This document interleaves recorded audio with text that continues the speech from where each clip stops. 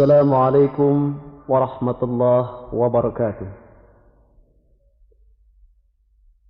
بسم الله الرحمن الرحيم.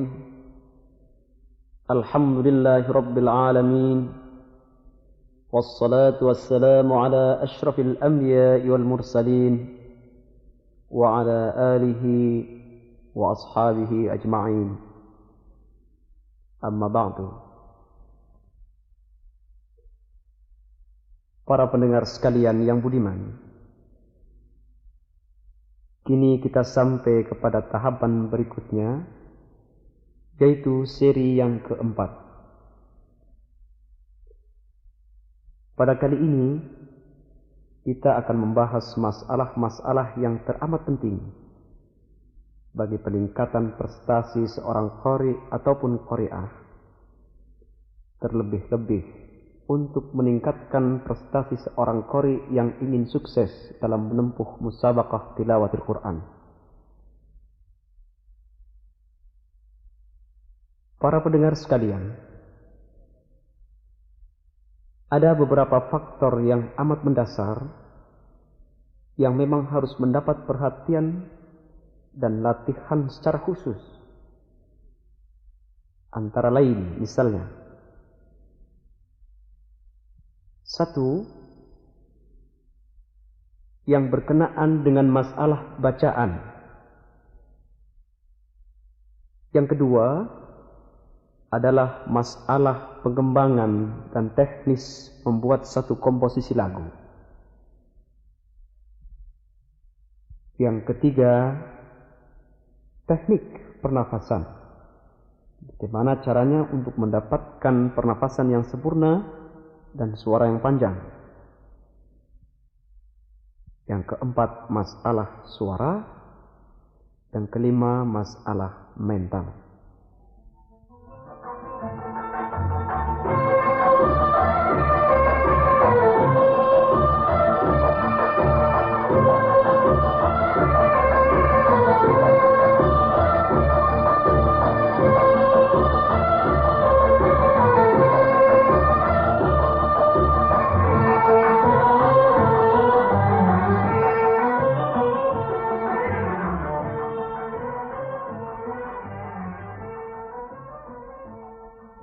Yang pertama, masalah bacaan.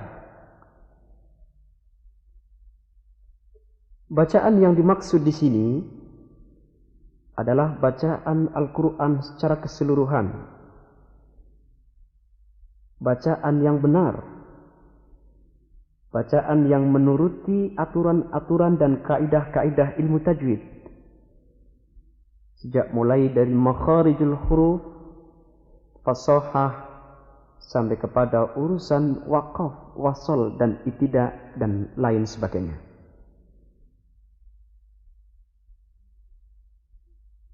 Hal ini memerlukan waktu yang panjang, memerlukan satu ketekunan, konsentrasi yang tersendiri untuk mempelajari serta berlatih dalam praktek sehari-hari.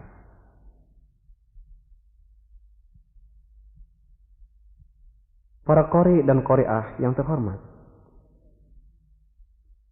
untuk mendapatkan bacaan yang baik, saya sarankan Anda untuk mengerjakan dua hal. Yang pertama, Anda harus bertalaqi, bermusyafahah kepada seorang yang betul-betul ahli dalam bidang ini. Yang kedua, Anda harus memiliki ilmu tajwid. Anda harus belajar ilmu tajwid secara seluas-luasnya, sehingga Anda tidak ada kesulitan lagi untuk membaca secara baik.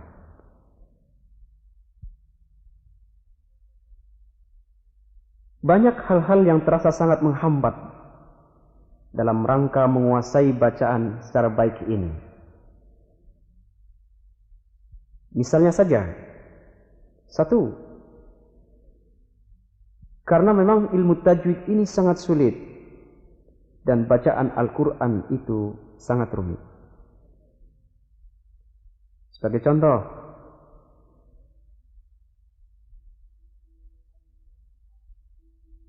Alhamdulillahilladzi anzala ala abdihil kitaba wa lam yaj'al lahu iwaja qayyima.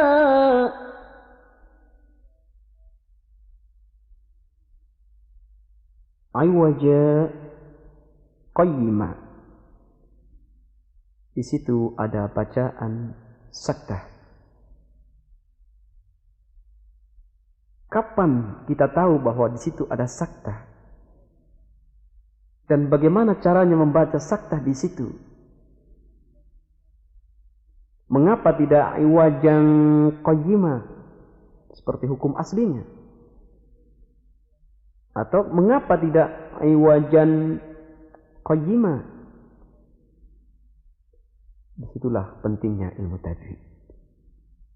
Disitulah pentingnya kita bertalaki dan bermusyafahah. Contoh lagi misalnya,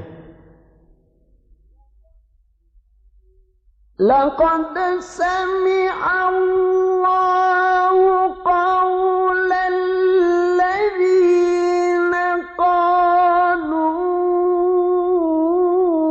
inna Allaha faqirun wa nahnu aghniya.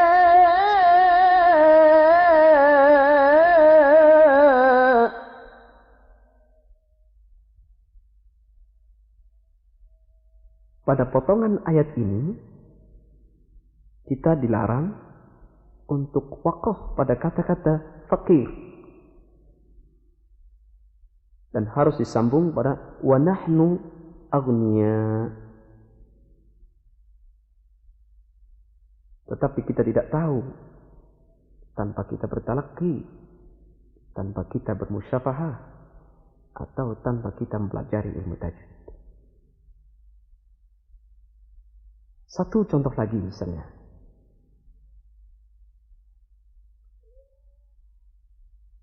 Ya abati inni ra'aitu ahada asyara kawkaban wasyamsa wal qamar.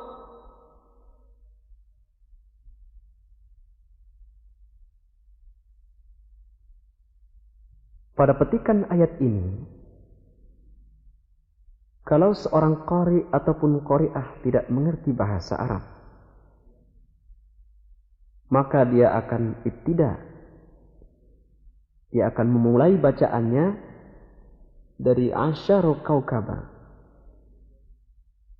atau mungkin dari kaukaba. Padahal dari segi makna, ibtidak semacam ini adalah salah besar.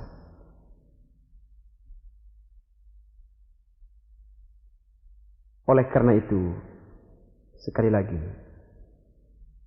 betapa pentingnya kita ini harus bermusyafahah. Dan betapa pentingnya kita ini memiliki ilmu tajwid yang mantap. Para pendengar, para qari dan qari'ah yang saya muliakan. Kesulitan yang kedua adalah karena pengaruh dialek bahasa kita sebagai orang ajam. Pengaruh sebutan pada dialek bahasa yang berbeda-beda ini sering menghambat kebenaran makharijul huruf. Bahkan kadang-kadang sampai menghambat kepada lagu yang kita bawa. Sebagai contoh misalnya,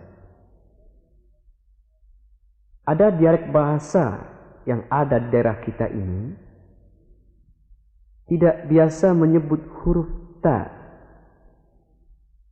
akan tetapi mereka biasa menyebut dengan ta.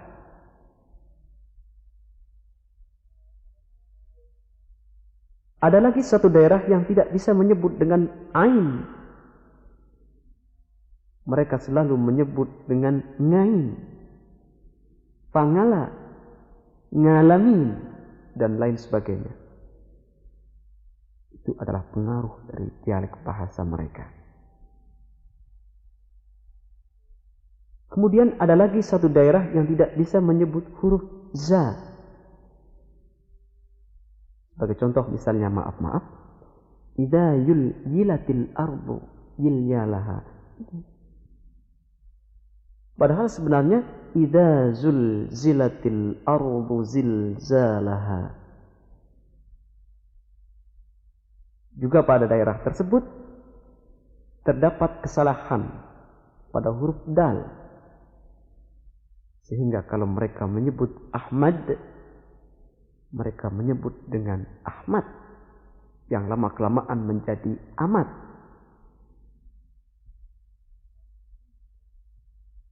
Kemudian ada lagi satu daerah di mana dialeknya tidak bisa menyebut huruf ghin dan fa. Mereka selalu menyebut istilah-istilah Arab, misalnya dengan fa'ala atau tagoni dan lain sebagainya. Dan satu lagi misalnya, ada yang tidak bisa menyebut huruf dha, sehingga dalam penyebutan sehari-hari mereka selalu menyebut hafiz, hafizah, padahal yang sebenarnya adalah hafiz, hafizah, dan lain sebagainya. Itu adalah pengaruh dari dialek bahasa daerah yang beraneka ragam. Oleh sebab itu, para pendengar sekalian, para qari dan qari'ah, betapa pentingnya kalau kita masing-masing mempunyai koleksi yang banyak, koleksi bacaan-bacaan daripada masyayikhul qurra, bacaan-bacaan qari-qari kenamaan, sehingga kita sedikit banyak akan ikut bagaimana sebenarnya mereka membaca.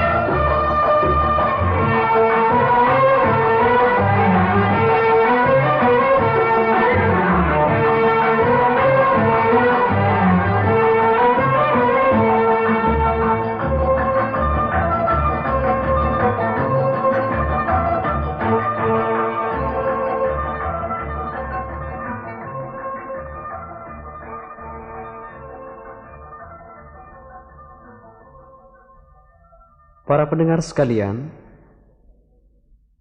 kini kita sampai kepada masalah yang kedua, yaitu masalah teknis pernafasan.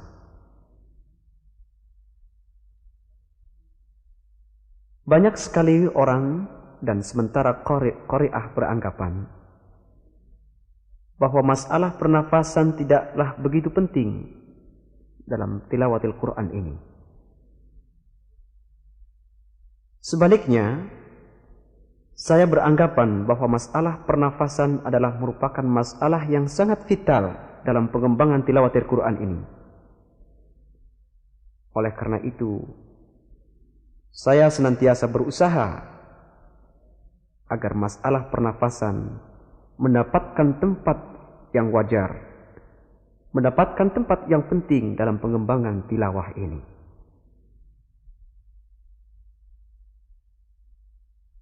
Dan kali ini pun saya ingin mengajak kepada Anda agar Anda dapat bisa berlatih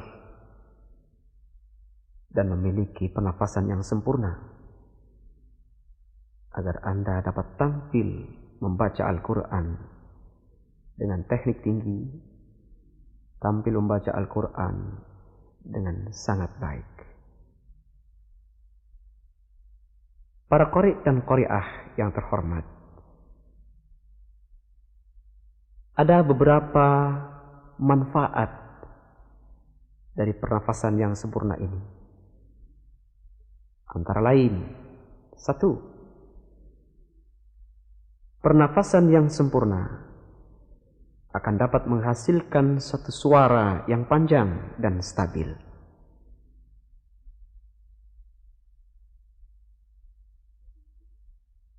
Kemudian yang kedua, akan memudahkan bagi kita untuk menerapkan berbagai variasi lagu serta lebih leluasa mengatur lagu, irama, dan gaya. Yang ketiga, pernafasan yang sempurna akan menambah daya konsentrasi baik bagi kita pembaca maupun bagi para pendengar. Kemudian yang keempat, pernafasan yang sempurna akan memudahkan kita untuk memilih wakaf yang terbaik.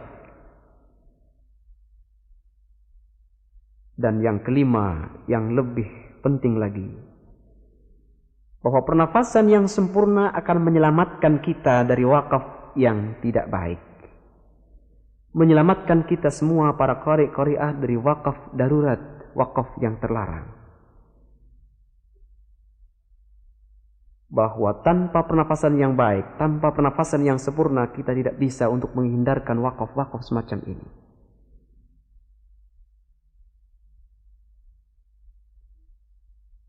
Para pendengar sekalian, adapun cara-cara untuk berlatih adalah sebagai berikut.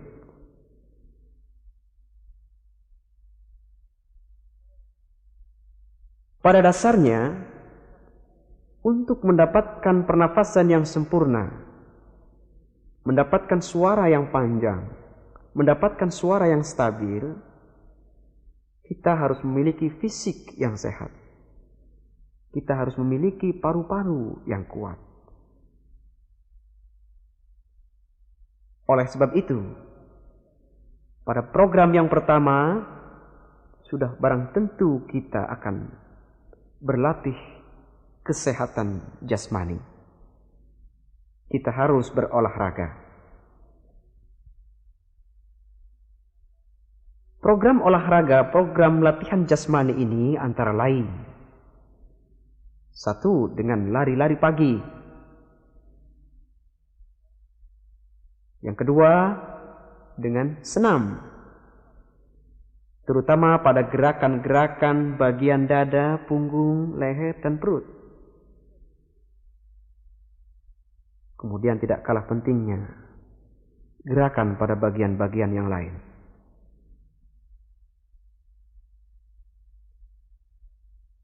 Setelah kita mengerjakan senam, setelah kita mengerjakan olahraga yang lain seperti renang misalnya, main bola, dan lain sebagainya, itu pun baik sekali. Kita mencoba pada tahap berikutnya, sudah mulai kepada tahap pernafasan. Kita mencoba untuk menghisap udara segar. Menghisap udara yang segar, kemudian mengeluarkannya. Menghisap lagi, kita keluarkan kembali. Begitu seterusnya.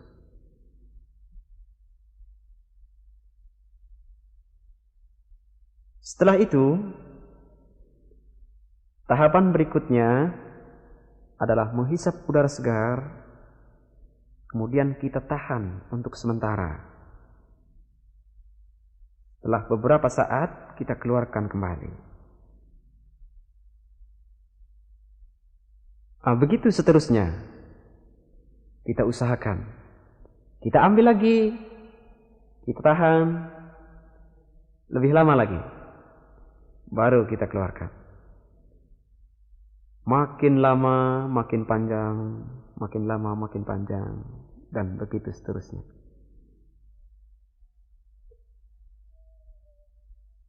Pada tahapan yang ketiga, kita sudah mulai dengan suara.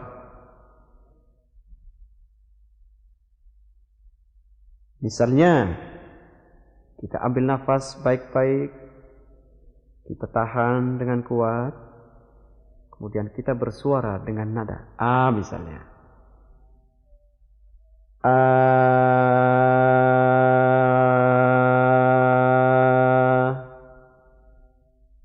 Makin lama diusahakan makin panjang. Atau U. U.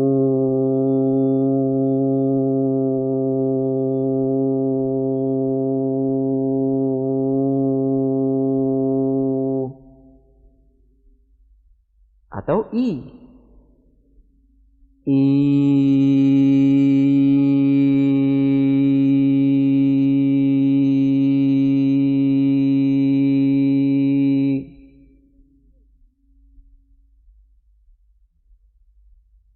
Begitu seterusnya, hendaknya dilatih dalam tingkatan-tingkatan nada, dari mulai koror, nawa, jawab, dan jawabul jawab. Dan diharapkan setiap latihan ada peningkatan. Semakin dilatih, semakin panjang. Semakin dilatih, makin panjang. Yang keempat, kita mulai masuk pada ayat-ayat Al-Quran. Misalnya saja, ayat-ayat Al-Quran yang banyak berbunyi A, seperti surah Ad-Duha misalnya. Kita ambil nafas, kemudian kita mulai membaca. وَالضُّحَى وَاللَّيْلِ إِذَا سَجَى مَا وَدَّعَكَ رَبُّكَ وَمَا قَلَى وَلَلْآخِرَةُ خَيْرٌ لَكَ مِنَ سوف يعطيك ربك فترضى ألم يجدك يتيما فآوى ووجدك ضالا فهدى ووجدك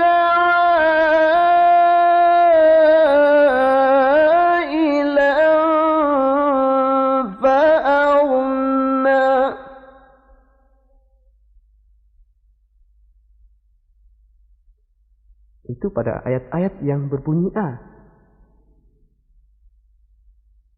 Kemudian kita latih juga yang banyak berbunyi U. Seperti Qul ya ayyuhal kafirun la a'budu ma ta'budun. Kembali kita mengambil nafas. Kita ambil nafas secara sempurna, kemudian kita tahan dan kita mulai membaca. قل يا أيها الكافرون لا أعبد ما تعبدون ولا أنتم عابدون ما أعبد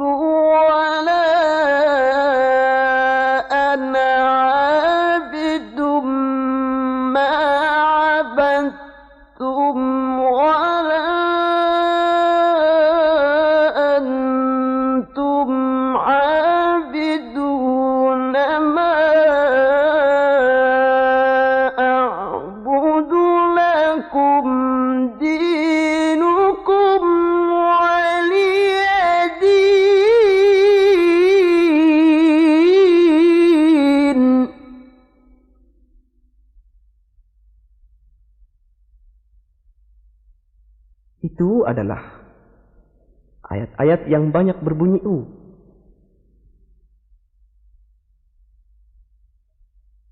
Juga kita akan coba ayat-ayat yang banyak berbunyi I.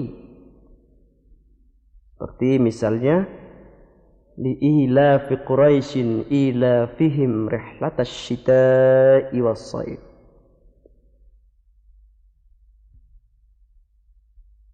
Kembali kita ambil nafas sekenyang-kenyangnya, kemudian kita tahan dan baru kita membaca.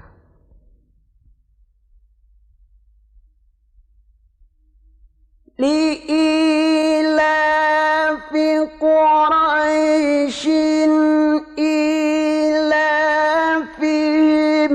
rihlatash syita'i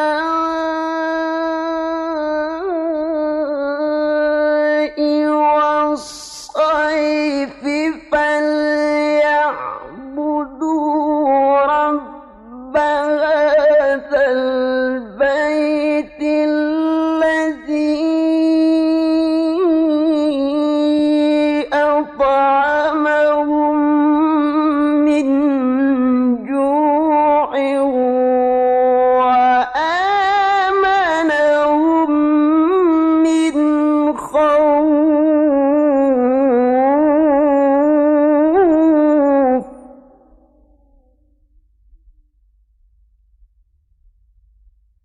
Pendengar sekalian, itu adalah contoh dari ayat-ayat yang banyak berbunyi A, I, dan U. Saya anjurkan Anda untuk mengikuti tahap-tahap berikutnya. Dan tidak lupa, saya anjurkan Anda untuk mencoba seperti saya tadi. Dicoba setiap hari supaya akan ada peningkatan sedikit demi sedikit.